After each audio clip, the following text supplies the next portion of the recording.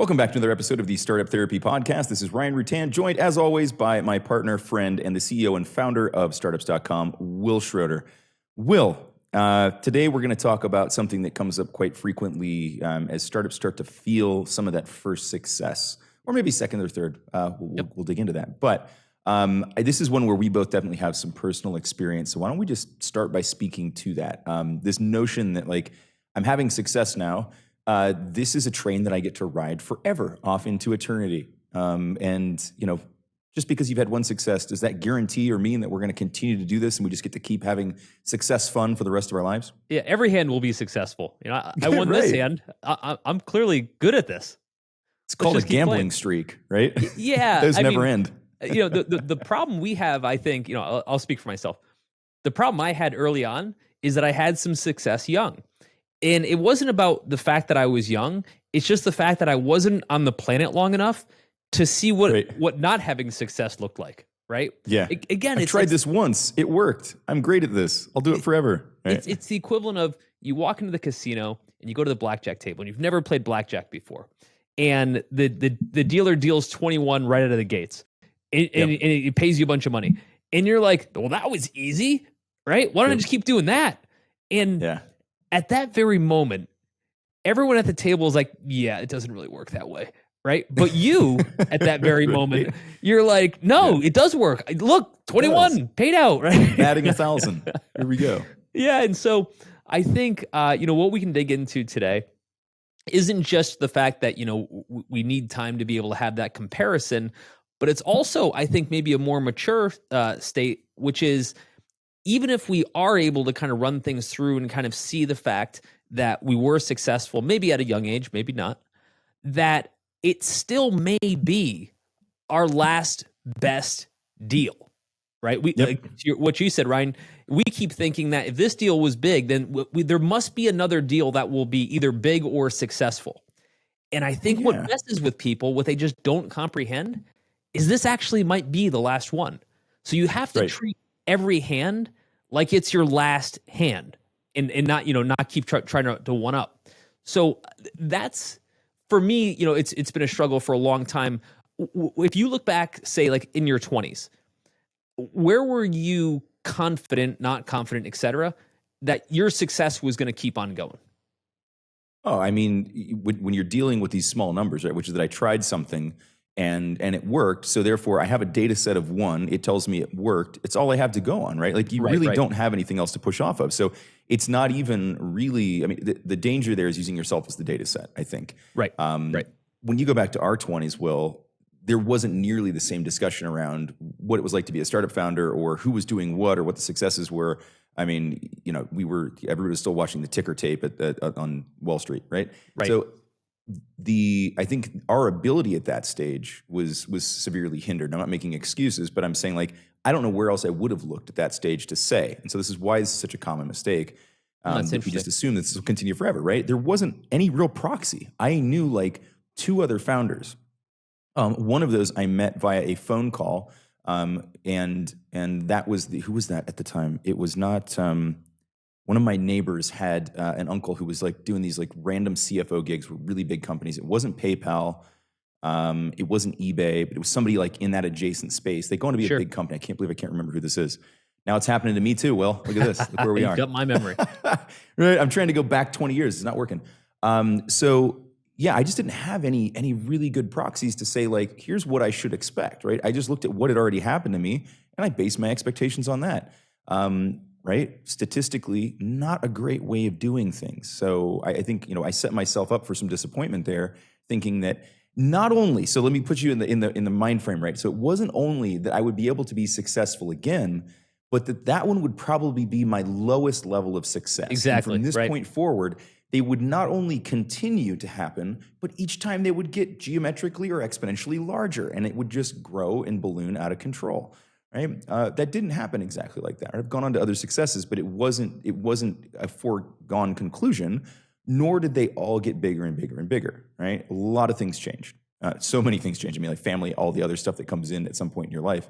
But yeah, just going back to that frame of mind in my 20s, it was like, okay, I did this once, did this twice, I can keep doing this, and each time it will just get bigger and better, right? Right. Not really the case. I think part of that, though, is I think we think about our startup success the way people tend to think about career success, where it's just compounding year after year. You know, we keep getting a raise, so to speak. We keep moving up. I think what's missing in that calculation is over time, as we keep making these bets, they're bets. There's actually, you know, we're maybe better at managing the bets, but they're still bets. You know, if you look at this, Steve Jobs, after he launched Apple, right, you know, throughout the 80s, he left and he started another computing company called Next. Now, if you stop there and you say, okay, he just started one of the most successful, you know, computing companies of all time. He was still young. He had crazy connections. He had capital behind him, his own and others. And he's starting another computer company. That's like dead on. It's not like he's taking a big leap. Right. And it bombed. Now, it bombed in a way where he made $400 million in selling it, but that's here or there, right? Work out too bad for him, But that wasn't the goal, right? Steve Jobs wasn't thinking, maybe if I leave Apple and, you know, again, leave one of the most successful computing companies in history, then I can start a company that bombs and I sell for $400 million. Not his goal, right? But that's Steve Jobs, you know, who then went on to buy Pixar, who then, you know, went on to relaunch Apple in a way. And what I'm saying is, it's not because his premise was wrong that, hey, I'm more talented, I'm more capable. He is. The problem is that's not enough. That's not actually what drives our next outcome. There are a million variables that we have no control over, which brings us back to, if that's the case, we have to look at every next bet as a bet. Yeah, and I think the career analogy is an interesting one because I think that breaks down at a lot of levels, right? Number one, that's a very well-defined framework, right? You're climbing a hierarchy. You're going to go from one role, you know, you're going to kind of elevate the role. You're going to move up in the ranks. You may make horizontal moves to other companies where there's more upward mobility and ability to grow. And it's a pretty well-defined system. They may even tell you, here are the metrics that you need to hit clearly to be able to do that, right? Here's how you get your next raise. Here's how you get that. But we also don't expect our startups to grow that way, right? We have very different expectations for what happens with the startup, right? It's exponential growth, right? That's not what happens in your career. Career is compounding growth. Be interesting to understand what would happen if we actually treated our startups like careers, but we don't, right? We're constantly pushing them. You can't, right? So, you know, at some point, I think instead of thinking about the exit, right, we start to think about, well, how would I just turn this into a forever thing, right, where this becomes my career as opposed to a point in time. And we have talked about that, raising funds and how that changes all that stuff. But I think that, you know, given that we aren't treating this like a career, and that the expectation with the career is that there's this compounding over time, but you're not talking about that same type of exponential growth. And we can't really assume that both those things would happen. To your point, we're making much bigger bets with the hope of much bigger returns, right? And so we have to keep that in balance. You know, I've had two conversations with founders over the past month, let's say, on both ends of the spectrum. And what I mean by the spectrum in this case is, one founder had a fairly new business, about 2 years into the business, and the business was going well. And they were thinking, hey, if this is going this well, let me get out of this thing as fast as I can, you know, create some cash, which is nothing wrong with that. But then go do another one because, you know, that'll obviously be as successful because it's what I do, right? I like that. Just to pause there for a second. The compounding assumptions there are what always get me, right? I'm a mathematics guy. I love probability. So you're now multiplying one probability, which is that you can even go sell it in the first place, right? So it's a foregone conclusion that I'm just going to go sell this thing, right? I'll just go sell it. I'm just going to list it and then it'll sell, and that'll be great. I just have to put the price tag on it and then somebody will buy it. After cool negotiations where we sit across the table from each other and tent our fingers, right? Not how it works. And then I'll go on and do the next one, and that'll be successful too, right? Like the odds that you're multiplying there together make that such a tiny, tiny likely outcome. Right. So yeah, just wanted to hit pause for a second there and talk about how easily we do believe these things in the moment, right? And how if we were to lean back and take a look at that objectively, we would have very different feelings. I hope. Right. So good luck to these founders, right? Of course, like we want to see them get everything they want from life, but we want them to do it with a little measure of sanity. Well, but it's hard to, because at the time it's happening, the founders are thinking everything is going well. So again, I'll copy paste this. At the same time, I'm talking to another founder who had just exited his business for a substantial amount of money. And he's, you know, talking about, well, hey, you know, I need to get kind of wrap this thing up so I can go on and do the next one. And was in the process kind of leaving some money on the table with regard to his exit. Oh, man. It's so hard to get there. It's so hard to get there. You can't, right? You literally, when you do get a chance to squeeze that lime, right? Make sure you squeeze it all the way, every last drop of juice. But it's such a funny point in time because at that moment, again, like you've put so much time and effort into that startup, right? And now you're at that point where you're at sale, and now you feel like this perceived freedom in front of you. Now we've podcasted on this plenty of times around what actually happens when you sell a company, how much of your identity is wrapped up in all that.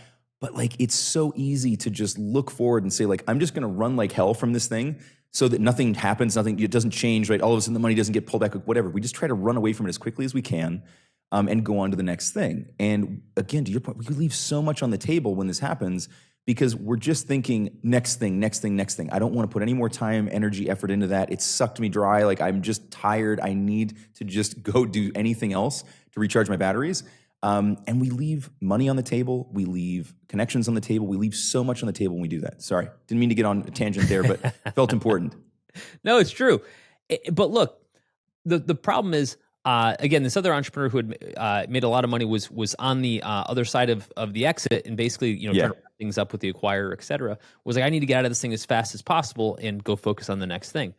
And why? Did you get to that point? Did you get to the why? Like what was actually driving that feeling in the morning? What did he feel or she feel in that moment where it became like this urgency? Because it's absolutely self-created. So what's driving that?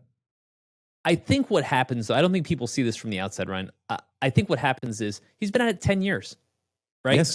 So forget the cash incentives or anything else like that, or some of the economics of the business. He just wants to be done with this marathon. He wants to get off of this merry-go-round, right? Wants to be able to say it's finished. I can close that book, and now I can just start for so many the next reasons, one. right? Yeah. And here's the problem, though. At the end of this marathon, right, that last leg is actually the most important leg, right? Yeah. Right. Which is to say, if you've invested the entire effort of the marathon and you were in spitting distance of the goal line and you quit then, that's the worst time to quit. That's essentially what he's doing. And so, part of what was driving this is that he had invested 10 years of his life into this outcome, which is fantastic. Again, hooray for both the effort and the outcome. But more importantly, he's thinking, okay, well, what am I going to do next to kind of one up this? And forget it, like for a second, like how big of a challenge that is.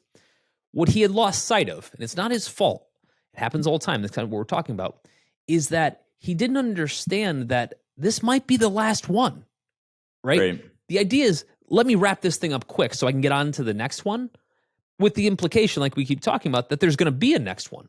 Look, most people, most of the most successful people did one thing right, had one success, right? There are very, very, very, very few successful people that have been successful twice. And here's the thing. We quickly have our minds go to like an Elon Musk who's done it a couple times, or Steve Jobs who's done, so on and so forth. But for every one of those, for every one of those, there's a million people who've never done it twice, right? Right.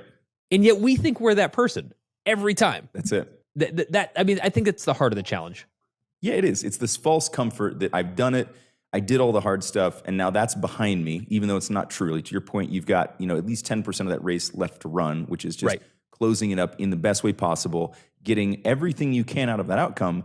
The reason we feel comfortable not doing that is that we feel like, you know what, I'll just make it up on the next one, right? Whatever I'm leaving on the table now, I might as well just go spend that time building the next one because that'll be a better investment of my time, of the money that I did just make, whatever, right? We give ourselves all these justifications that are just patently not provably true at the moment, right? Sure, some people will go on and do great things with that money, with that new time that they have, with all the learnings they had from their first business. For the vast majority of them, they will go on, they will struggle with that second one. It will be a lot like the first one, and they'll have to put in at least 10 years of their time to get to another outcome like that, right? It is, right? And we forget that, right? It's like, oh, well, the second one will probably be twice as successful in half the time. I just don't see it, right? Let's build on that. We've talked about this before. There's a few things that no matter how good things go for you, you can guarantee.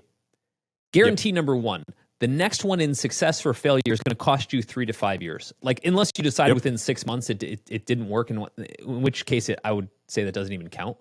Right. But in success or failure, it's going to cost you 3 to 5 years. It's going to cost you 3 to 5 years to fail, which means starting all over again and going, if you even have the resources to do it, both in energy and finances and all this stuff. But here's the thing. Imagine two paths. Path one is I maximize what I have, based on where I'm at. I've invested 5, 7 years, whatever my investment time horizon is. It actually doesn't matter in this case. So that's number one. And I push it 2 more years to get more outcome. Option 2 is I actually go kind of, burn it all down and go start the next one, and hope that has a bigger outcome. Think of all the things I just screwed myself on. Number one, Right.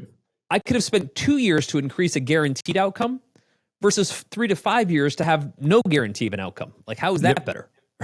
Right. Usually It's by the not. time I have something that's successful, all I care about is, did I get everything I could out of it? Because one, like you said, it may never happen again. But the other is the amount of time commitment I need to maximize pales in comparison to the amount of time I need and how many restarts I might need to do to ever get back here. Yeah. That's Right. really the heart of it. Right. That's it.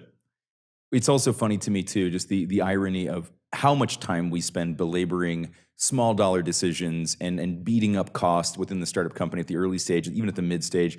Always important to do, always important to optimize, but the amount of time that we spend optimizing for cost and revenue over time, and then how little time we're willing to invest at the end when it's over. It's just like, well, the check is what the check is. Like, I'll just, who cares about, figuring out tax sheltering? Who cares about figuring out how to maximize this, the outcome here at the end?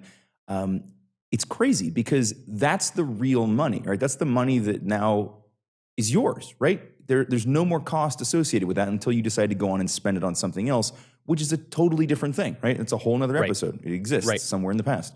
We've done that. So to me, it's crazy. And I get it. I did it. I know. I understand the feeling in the moment. I'm hoping that there are people out there now that are listening who are hearing this and going, okay, when I get to that point, or, oh boy, I'm at that point right now, this is great. Perk up, right? Pay attention. This is the important part here, right? You've got to spend the appropriate time to finish out this hand because you have no idea what the next. You bet. And the hand lasts longer than you think. So here's an example. For sure. The hand doesn't end at the moment, our mythical hand here, doesn't end at the moment you sell the company. It's the year after and the year after that because you have earnouts, right? You have all these other, income producing opportunities to kind of maximize that outcome. And here's what happens every time. Company does the deal. They structure some earnout because that's kind of what makes the acquirer feel comfortable. And then the entrepreneur checks out, right? Because in their mind, the race is over, right? But if you, and to be fair, they're so burnt out at this point that there's really good reasons to do that. However, if you've spent 10 years trying to get to this point and you're going to shave off the most important income earning years in the last 12 months just because you signed the deal yesterday, that doesn't make any sense. Same point. Let's say different scenario, Ryan. You've got a company doing $5 million. You've invested 5 years into it. It's doing okay. It's not tearing up the world, but it's doing okay. And you're like, I got to get out of this thing. Like I'm looking for something that does $100 million a year, right? Okay, cool. Sounds great. Now, is it the case that you've got 5 years invested that you're going to burn that down, fire sale it, do whatever you're going to do to get out of it in order to reset the meter on what will likely be a series of attempts to try to get anywhere near you're at and kind of wind up right back where you are to start with? And this isn't to say don't go do something new. It's saying play this hand out. Get this hand done. Real before you burn it all down. Why you're folding, right? Like you have a potentially winning hand and you're going to fold it, right? You didn't get dealt twos across the board, right? This is not a bad thing. It's just you have to see it through, right? We've done an entire episode on this as well. Like knowing when to fold the tents is absolutely important, and being very objective in that decision, and why you're going to do it. If this isn't growing fast enough, I want something that's going to do more. I want to be bigger. I want to have more impact, whatever it is.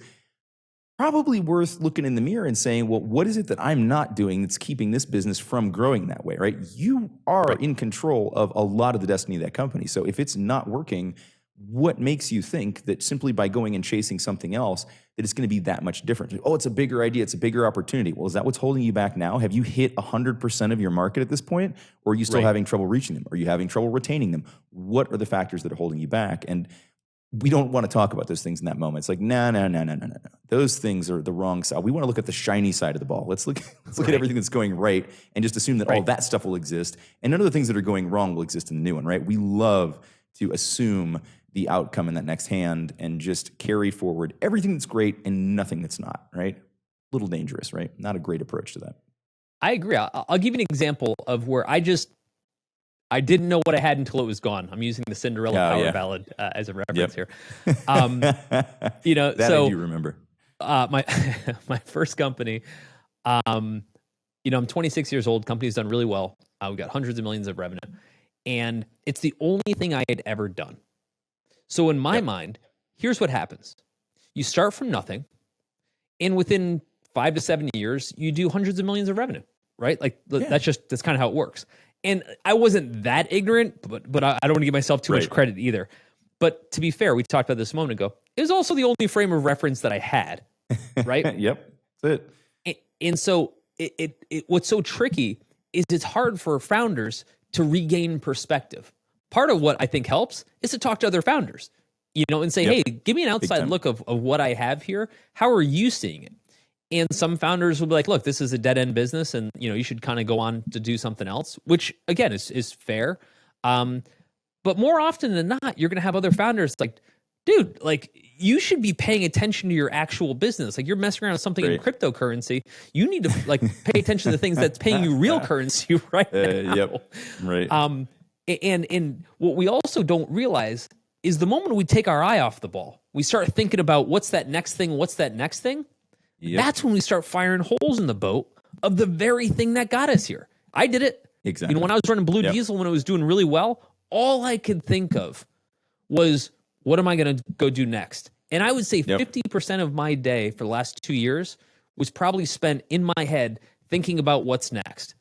And the truth is, had I actually just focused more on that opportunity, and I mean, it went well, so I don't want to, you know, like downplay it, but had I just focused on that opportunity, or had I had the foresight to know now, you know, what I wished I knew back then, I would have gone back and I would have said, dude, I'm not going anywhere, right? Like this is probably never going to happen again.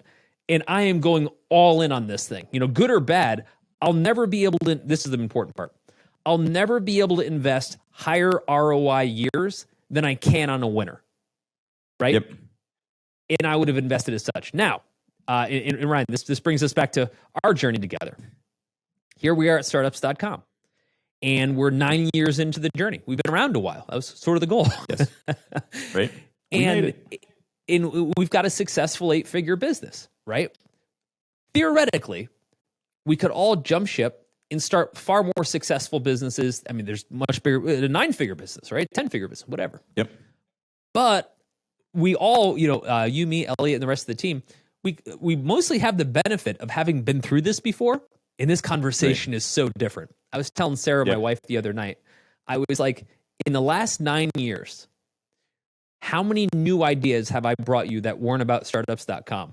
And she's like, boy, now that I think about it, you haven't had a single idea. And I was like, look, contrast that to my last 20 years, where I'm starting a new company every 2 years. three per dinner. Yeah.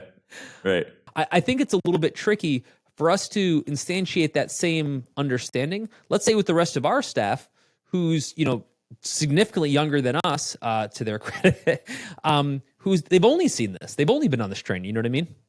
Yeah, it's tough, right? I think this is one of those places where we're only going to be able to impart so much understanding through narrative. Some of this you do just have to go through.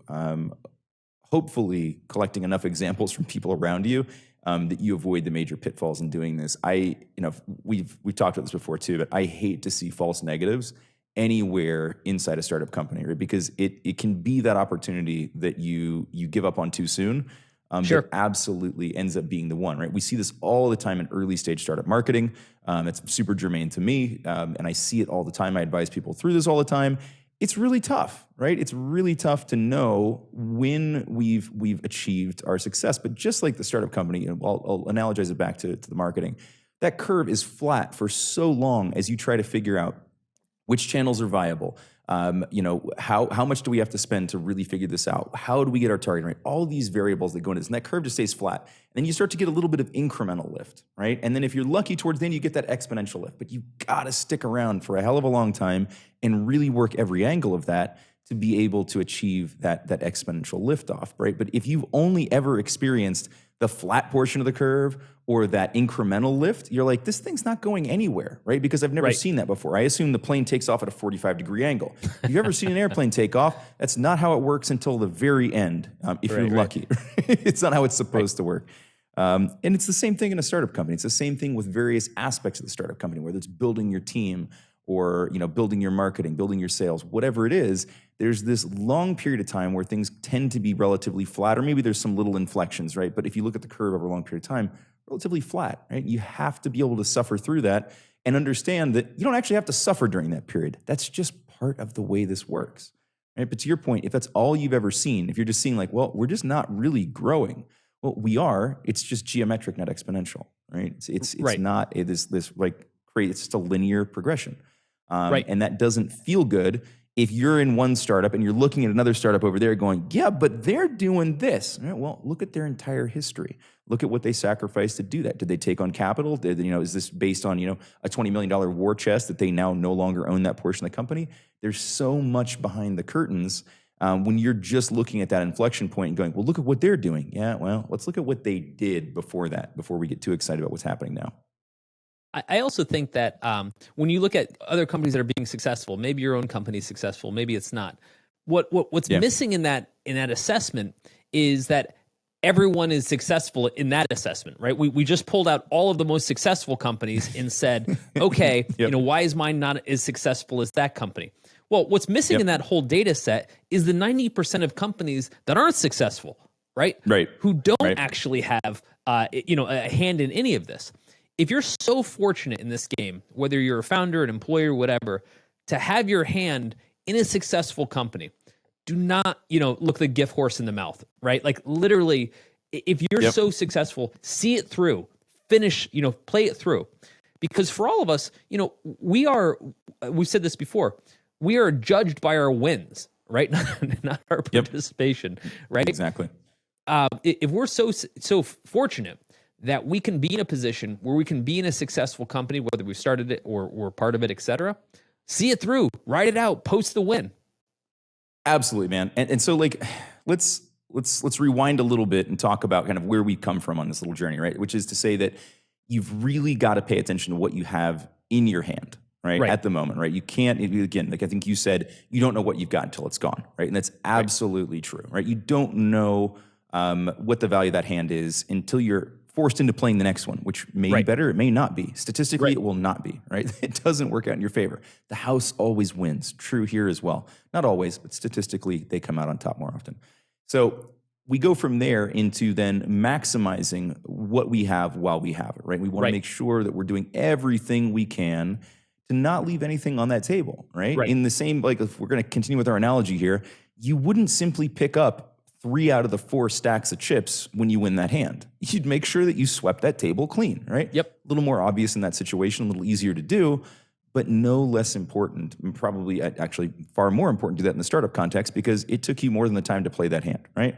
So then we look at that and we go, all right, and we talked about this already a little bit, that comfort that we get around, I've already done this, therefore I can go and repeat this again, that's not true. Right? We're assuming that next hand is going to look better, that this next thing we release is going to be the same level of hit or greater than what we've just done or what we're doing right now, right? And so I think that's where I want to take this next is to say that like there is no guarantee that that next pitch is a hit, right? That next hand is a winner, that next song is a top 20, right? We just don't know. Right? We have no way of guaranteeing this. Very, very little that we can use to predict this other than we've been successful once, which to your point, most of the successful people did it once, right? And they're in the minority, right? Because everybody else failed. The other 90% didn't achieve that level of success. Right. And so now we're assuming that simply because we're part of that smaller cohort, that we're going to continue to do that, right? This isn't a standardized test. Just because you did well on it once doesn't mean you're going to do well on it again. It's the opposite of a standardized test. It's a non-standardized test. It's infinitely variable. So let's make sure we keep that in mind before we go on to the next thing, under the assumption that it'll be a hit because the last one was, right? Well, Ryan, I would kind of emphasize two main points at which point founders are thinking, hey, maybe I should jump ship to do the next thing. The first is, like we've been talking about, maximize your wins to the extent that you can. And maybe all that means is, look, I'm just tired. I just don't want to do this business. I don't care about the maximizing wins. I just, that's just not important to me. That's fair. When you take your chips off the table, right? If you were able to cash out for a little bit of money, et cetera, also remember that this may be the last time you ever cash out, which isn't just about maximizing. That's an important part, but actually cash out. The opposite here is, I'm so cavalier about this business and I want to go do something else that I leave this business behind, that I get nothing off the table. Absolutely, man. It's a great point. People do need to be willing to take something off the table in this moment, right? You cannot just, as you said, be cavalier and try to run headlong into the next thing without getting something out of this one, right? Yeah, there were lessons. Yeah, you have some better perspective. Here's the thing. All startup companies that achieve success through a ton of factors all lining up at the same time, right? There is definitely some timing and luck involved here. Absolutely, there's a lot of founder power, skill, capability, tenacity that gets rolled in there as well, some of which will carry forward, some of which, as you get older, will not be there, right? So this is the other thing to think about, not that we're fighting a clock, but it's definitely a factor, right? We want to take all this stuff into consideration. So before you run to that next greener pasture, make sure that you're taking everything you can off the table from this one so that you've got the time, energy, money, resources to do it with the next one. Said differently, if you're not going to do that now, why would you run headlong into the abyss once again on the chance that you just end up with exactly the same outcome?